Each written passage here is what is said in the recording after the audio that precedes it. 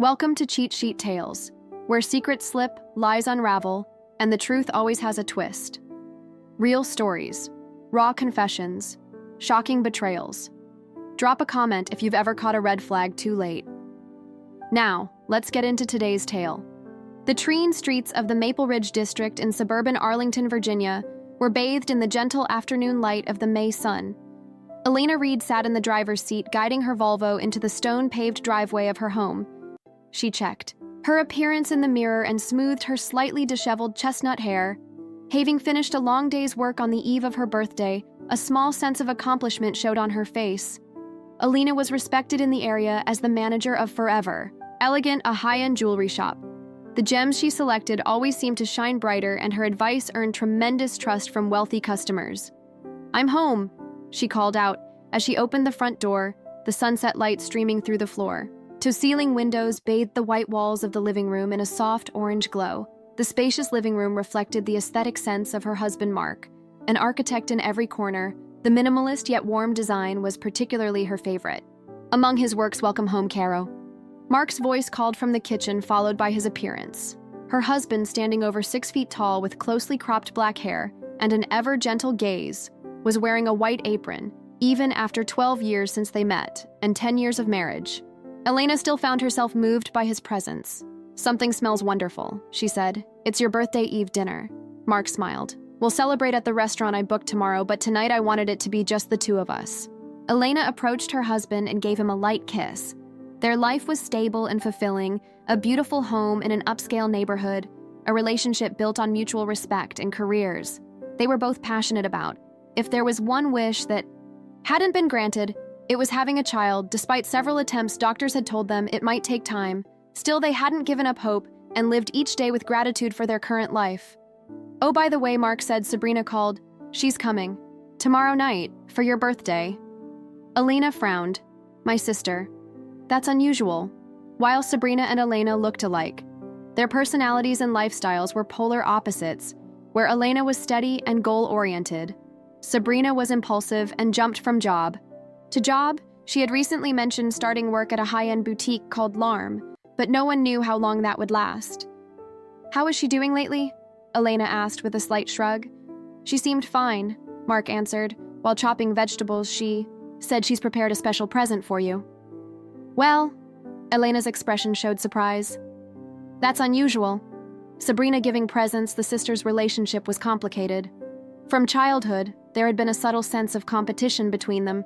Their parents had loved them equally, but Sabrina always seemed to feel she lived in Elena's shadow.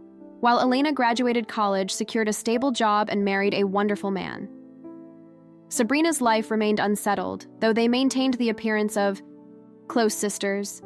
Elena didn't miss the occasional glint of envy in Sabrina's eyes. "Maybe she wants to celebrate in her own way," Mark said, pouring Cabernet Sauvignon into wine glasses. "It means she's growing up." Elena loved Mark's optimism. He always tried to see the good in people, which had a positive influence on her as well. However, she knew that Sabrina wasn't simply coming to celebrate her birthday. "I suppose," she said, "I'm curious to see what kind of present she'll bring tomorrow." Despite her words, a small worry sprouted in Elena's heart. She pushed it aside and picked up her glass. "Let's enjoy a wonderful evening tonight." Mark responded with a smile. "Of course, let's make it a special night just for you." Outside the window, the gentle Virginia twilight deepened, enveloping them both. Elena wished this peaceful life would continue tomorrow and forever after.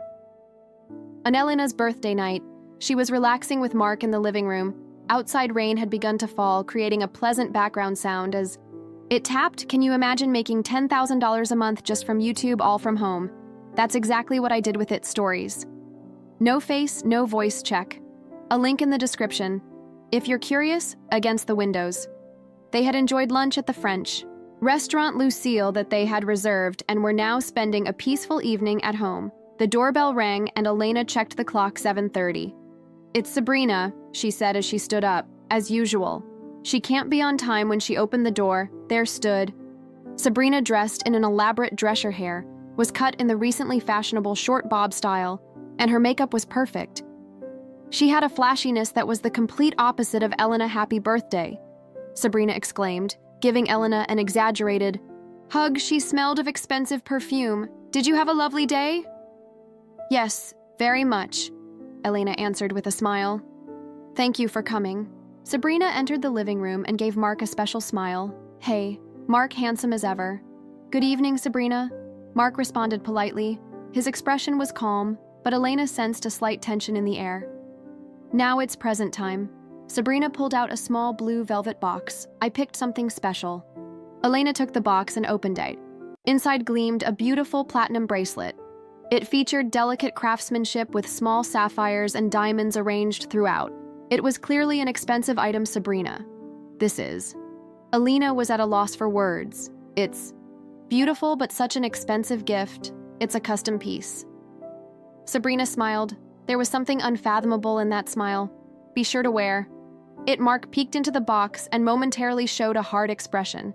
However, he quickly composed himself and said, It's a lovely gift, Sabrina. Thank you, Elena said while expressing her gratitude, but couldn't hide her confusion at her sister's sudden generosity. Sabrina had never given such an expensive present before. Try it on, Sabrina urged. Elena wrapped the bracelet. Around her wrist it was a perfect fit. The jewels caught the light and beautifully complemented her pale skin. It suits you, Sabrina said. I knew it would be perfect for you. That night, Sabrina didn't stay long, leaving after a glass of champagne. After she left, Elena stared at the bracelet and asked Mark, What do you think? Such an expensive present out of the blue. Maybe it's her way of making peace. Mark chose his words carefully. Maybe her job is going well lately. Elena nodded but felt something off for that night. However, she set aside her doubts and decided to simply appreciate the beautiful gift. The next day, Elena went to work wearing the new bracelet. All the employees at Forever Elegant exclaimed in admiration. At its beauty, my Elena, her colleague, Diana Clark, approached. She was a woman knowledgeable about jewelry. That's a beautiful bracelet. Is it new? No, it's a birthday present from my sister. Elena extended her wrist. What do you think? Diana looked at the bracelet with interest. Exquisite craftsmanship. This design is trendy lately, but something this refined is rare. Your sister must be quite generous. Yes, Elena smiled. I was surprised too. That afternoon, as Elena was making her rounds in the store, Diana approached her again. That bracelet is more impressive the more I look at it, she said. If you don't mind, could you ask where it was purchased? I wonder if it's from a brand our store could carry. I'll ask Sabrina, Elena replied. Over the next week, a small change occurred in Elena's life. Sabrina's visits increased. Her sister, who previously visited only once every few months, now came to her house twice a week. I just want to share my news, Sabrina said cheerfully. Things are going well at the boutique. My boss has recognized my talent and is letting me handle special clients. Elena congratulated Sabrina on her success. However, she casually noticed her sister's special smiles for Mark and attempts to speak with him alone. Though she tried not to mind, Mark remained professional and polite, but Elena didn't miss how uncomfortable he sometimes seemed. One evening, as Elena was fixing the clasp on her bracelet, Mark was watching her from behind. You wear that bracelet all the time, he said. Yes, I like it, Elena answered. Is there a problem? No, just... Mark hesitated. I was just wondering since Sabrina's been coming around a lot lately. Elena looked directly into her husband's eyes. Is there something you want to tell me? No, nothing, he said quickly. She's your sister, and I think it's good that you're getting closer. Elena didn't pursue it further, but the conversation planted a small seed of doubt in her mind. A few weeks later, there was a concerning news report. A series of high-end jewelry thefts had been occurring in Northern Virginia. Elena's shop received a notice from the police with instructions to strengthen security. Recent incidents have been very sophisticated, the police officer explained during a staff meeting. We believe the stolen items aren't being sold domestically, but are likely being moved overseas. While listening to this, Elena thought it had nothing to do with her. Her store had strict security and had never experienced any problems. However, she unconsciously touched the bracelet on her wrist. One night, Elena had gone to bed early, exhausted from work. When she was half asleep, she heard Mark's voice from downstairs. He was talking to someone on the phone. I need a little more time, His voice was quiet, but serious. I know, but I can't tell her yet. Elena became fully awake. Who was her husband talking to, and what couldn't he tell her? For a moment, Sabrina's face flashed in her mind, but she quickly dismissed the thought. She trusted Mark. He was an honest person. It must be business talk or something. Yet that night, she couldn't sleep for a long time. On a weekend afternoon, Elena was enjoying shopping at the large Willow Creek Plaza Mall in suburban Arlington, trying to forget her recent anxieties. She had come to look at dresses as a treat to herself. She wore a refreshing blue dress and the bracelet Sabrina had given her for her birthday. The bracelet gleamed beautifully in the soft afternoon sunlight. After visiting 3 stores, Elena decided to take a coffee break at the food court. As she sat at a table checking her smartphone, a voice called from behind her. "Excuse me, do you have a moment?" When she turned around, there stood a man in a navy jacket and black pants. He appeared to be in his mid-40s, with intelligent features and sharp eyes. At first glance, he looked like a businessman, but there was something authoritative about his demeanor. "Yes," Elena answered, a little confused. The man produced an identification card. "Detective James Lucas. I'm with the Virginia State Police Theft Special Investigation Unit." A small alarm went off inside Elena. "Is there something I can help?" "You with?" Detective Lucas directed his gaze to Elena's right wrist. "Where did you get that bracelet?" The question was unexpected. Elena lightly raised her wrist, and suddenly she felt something catch in the depths of her heart. Her sister's gift, her sudden closeness, Mark's unnatural behavior, and the series of jewelry thefts in the area. These all connected in an instant, suggesting a terrifying possibility. Elena froze, the blood draining from her face. "Ma'am, are you all right?" Detective Lucas asked. "Oh, yes." Elena came back to herself. "This was a birthday gift from my sister last month." "I see," the detective said calmly.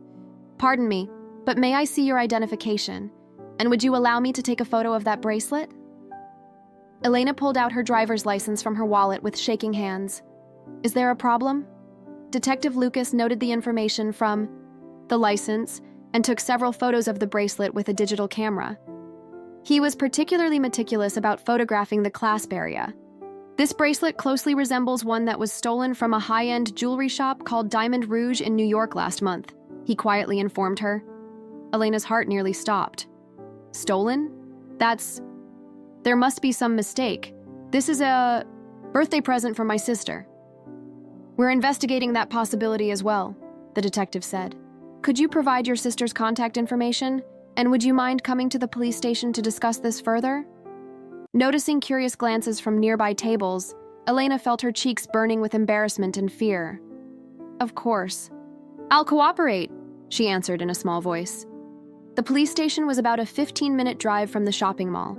Elena parked her car in the station's parking lot and entered the building under Detective Lucas's guidance. Her head was in confusion. This must be some mistake. Sabrina couldn't have given her stolen goods as a present, or could she? In a small interview room inside the station, Detective Lucas began a more detailed explanation. "This bracelet is part of a series called Eternal Crescent. Only 12 pieces were made worldwide, each with a unique manufacturing number engraved on it." He showed her a tablet. On it was a photo of a bracelet identical to Elena's. "This was stolen during a theft in New York on the 19th of last month. Its estimated value is over $100,000. Elena was shocked into silence. $100,000? Sabrina couldn't possibly afford something like that. "I didn't know anything," she said in a trembling voice. "I truly thought it was a gift from my sister. Miss Foster?" Detective Lucas's tone softened slightly. "I believe you yourself aren't involved in this, but we need to investigate how this bracelet came into your sister's possession. It's likely part of a series of crimes committed by a wanted theft ring." "Theft ring?" Elena felt dizzy. "My Sabrina? That's impossible. Shall we try contacting your sister?" the detective suggested. Elena took out her smartphone and called Sabrina's number. The ringtone sounded multiple times, but there was no answer. She wanted to leave a voicemail message but couldn't find the words. "She's not answering," Detective Lucas observed. "Should we contact your husband?" Elena called Mark. He answered on the 3rd ring. "Caro, what's wrong?" Mark's voice was calm. Her voice was shaking. I'm at the police station about the bracelet Sabrina gave me. It might be stolen." There was a moment of silence on the other end. Mark's voice was filled with surprise. "I'll come. Right away."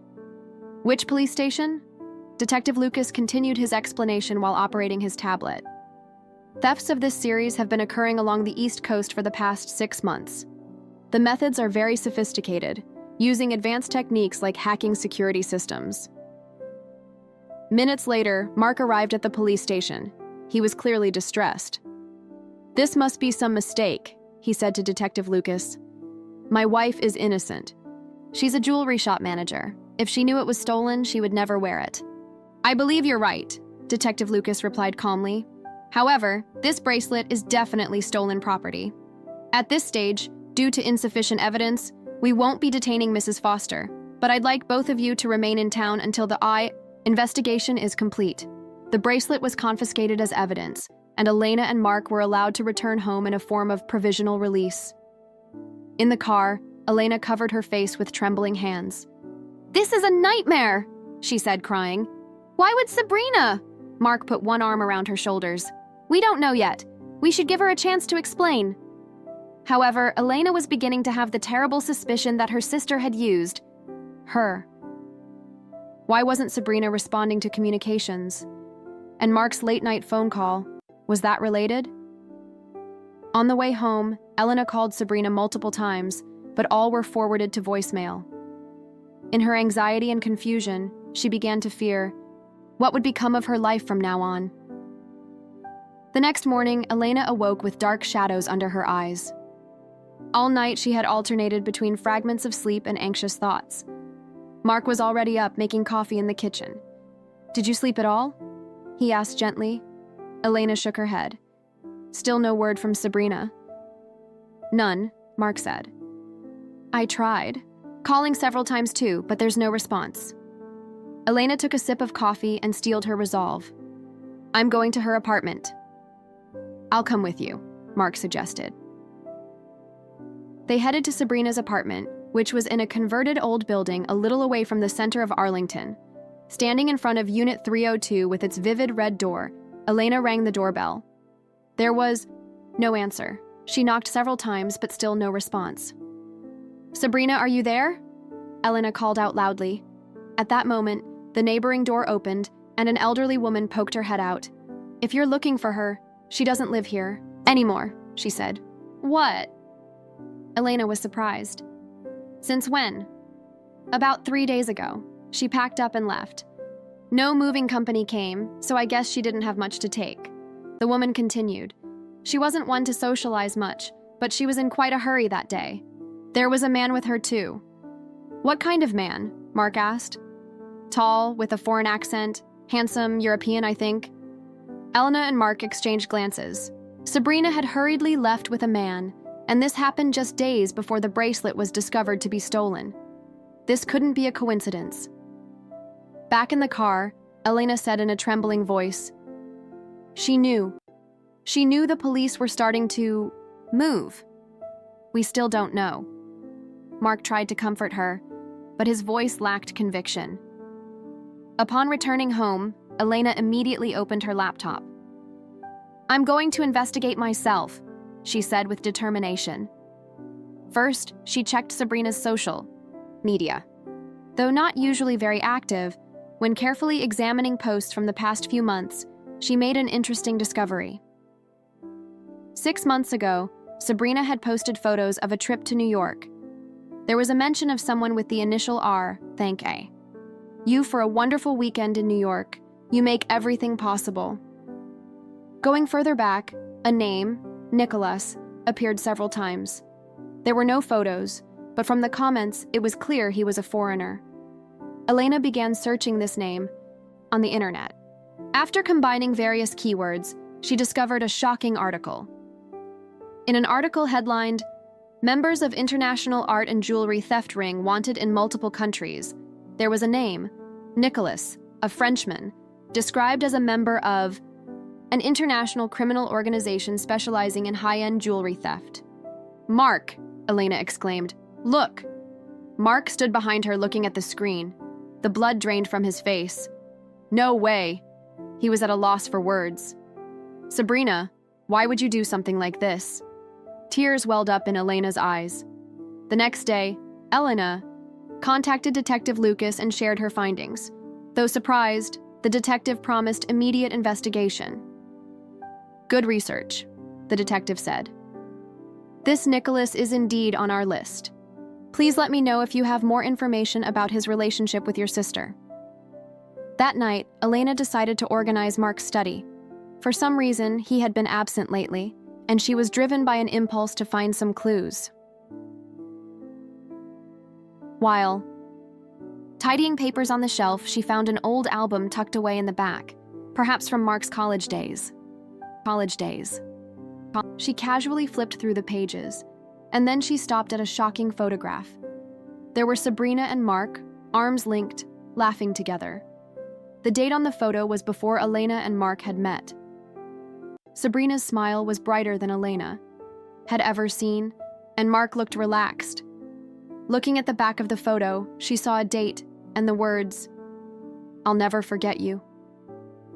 Elena's legs gave way. Beneath her, she sat on the floor with the album in her hands. Mark and Sabrina had once dated, and she hadn't known. No, they had both deliberately not told her. Caro Mark's voice came from the entrance. "I'm home." Elena couldn't speak. Mark came looking for her and entered the study. He stopped when he saw his wife sitting on the floor in the open album. "I can explain," he said in a trembling voice. "You and Sabrina were dating?" Elena said, tears flowing. "Why did you keep quiet about it?" "Caro, listen," Mark knelt beside her. "Yes, we dated briefly in college, but that was years before I met you, and it wasn't a real relationship." "Liar!" Elena cried out. "I'll never forget you. How is that not a real relationship?" Mark exhaled deeply. "I'll tell you everything. Sabrina and I did date, but she had problems. Impulsive, sometimes dangerous behavior. When I told her it was over, she couldn't accept it. And a few years later, I met you and learned what true love is. And after we got married, she still didn't." "Give up?" Elena asked in disbelief. "She would contact me occasionally," Mark admitted, "but I always clearly refused her. And last month, she suddenly called and said, 'I have something to tell Elena, so give her this bracelet.' I thought that it was..." He stumbled over his words. "You knew that bracelet was suspicious." Elena's voice was cold. "No, not exactly," Mark said. "But I wondered how she could have gotten something so expensive. That's why I called that night. I was debating whether to consult the police." Elena held her head in her hands. Everything was becoming intricately entangled. She decided to contact the police. "I'm going to call Detective Lucas," she said. "I'm going to hand over all the evidence I've found to find out where Sabrina is." Mark nodded silently. The next day, Elena went to the police station with her laptop, the album, and all the information she had gathered. Detective Lucas listened seriously to her story. "This information is extremely valuable," he said, "especially the connection to Nicholas, which greatly advances our investigation." Elena asked with a tired expression. "Can you find them?" "Definitely," the detective nodded. "Actually, there's been movement since last night. We received information related to Darno and are tracking his movements. Your sister is likely with him." Elena exhaled deeply. A week later, Elena's phone rang. It was Detective Lucas. "Mrs. Foster, I have news. We've arrested Sabrina and Nicholas." Elena collapsed into a chair. "Where?" "At Miami Airport. They were trying to escape to Mexico. The information you provided was crucial." The next day, Elena was scheduled to meet Sabrina at the police station. When she entered the meeting room, her sister was sitting there with an exhausted expression. There was no trace of her former glamour, just a lost young woman. "Why?" Elena asked simply. That was her only question. Sabrina looked up. Her eyes held a mixture of remorse and hatred. "Because you took everything." Her voice was cold. "Mark was originally mine, but you took him. You always get everything. I'm always second." Elena was speechless. Something collapsed within her. "Sabrina, I had no idea you felt that way." "When I met Nicholas, he gave me power," Sabrina continued. "He recognized my value, And then we came up with the bracelet idea. If I could implicate you in a crime, maybe Mark would leave you. That's what I thought. But that's criminal, Elena said. What were you thinking? I have nothing more to say. Sabrina turned her face away. Just know this. I wasn't involved in Nicholas's plan from the beginning, but he made me feel loved. You wouldn't understand. Police investigations revealed that Sabrina had been involved in multiple thefts as a member of the theft ring led by Nicola. Her role was mainly reconnaissance and information gathering, but she was also involved in disposing of stolen goods. Ultimately, Sabrina received a 5-year prison sentence for theft. Elena and Mark's relationship was temporarily shaken, but through counseling, the two gradually mended their relationship. Can we start over? Elena asked Mark one evening. We'll be fine, he took her hand. From now on, let's live more openly and honestly. Years later, Sabrina was released early as a model prisoner. After her release, she sent Elena a long letter. Sister, I'm not asking you to forgive what I did, but the time I spent in prison taught me many things. The importance of taking responsibility for my actions and choosing my own life instead of blaming others. I hope one day we can talk again. Elena didn't reply immediately. However, a few months later, she sent a brief response. Forgiving and forgetting are different things. Our relationship may never be the same again, but we can each walk our own path in life. Elena now runs a theft prevention awareness program at her jewelry shop, working with victim support organizations. Sometimes she still remembered that incident, but it didn't weaken her. It strengthened her. True family isn't just about being related by blood, but about people who wish for each other's happiness and support each other during difficult times. We all make mistakes. Maybe what matters is how we live afterward. She said this to a friend while gazing at the gentle spring sunlight outside the window. Life is unpredictable, but you can still move forward, and sometimes, after the darkest night, comes the brightest morning.